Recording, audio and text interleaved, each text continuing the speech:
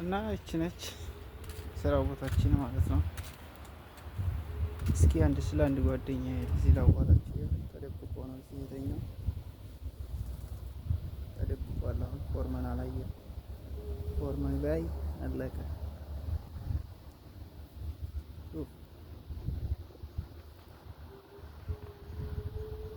ምንም አይሰማ ተኝቷል። ትሪ ይቺ ናት የመደበቂያችን ቦታያቸው። እነዚህ ናቸው ፎርመን። በዛ ጋር ሲወጣ ይቺ መኪናዋ ናት። ድምፅ ስንሰማ እዚችን ይደበቃል። በቃ መኮረፊያችን ቦታ ነች ዱባይ። በቃ ይችን ትመስላለች። እስኪ ቆይ ሁለተኛዋ ገጽታ ነው በነገራችን ላይ ዱባይ። ይሄ ጄኔሬተር ነው፣ ትልቅ ጄኔሬተር ነው። ይሄም አሁን ተበላሽቶ የመጣ ነው። በቅርቡ ይሰራል ማለት ነው። ወረፋን ይሄ ሁላ የምታዩት እቃ ለቆራሌው የሚገባ ነው። አሁን እኮ ከዚህ ውስጥ ምርጥ የምትፈልጉት እቃ ይኖራል። ይሄ ግን ቆራሌው ሊገባ ነው።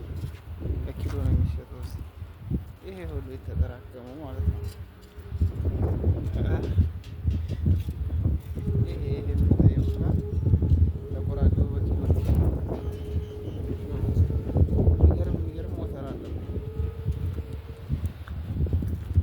አንዳንድ ጊዜ ባለቤት የሌለበት ስራ እንደዚህ ነው። በነገራችን ላይ እኔ ያለሁባት ይችን ትመስላለች። ይሄ ጄኔሬተር ነው። የዱባይ ሆኖ የገጠር ማለት ነው። ዱባይ አሁን መብራት የሌለበት ቦታ አለ እንዴ ይባላል። መንገዱ ተራራ ሁሉ መብራት አይደል እንዴ ይባላል።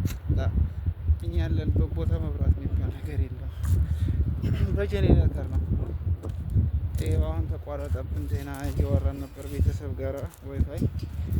ይሄ ጄኔሬተር ሲዘጋ ዋይፋይ ጠፋ።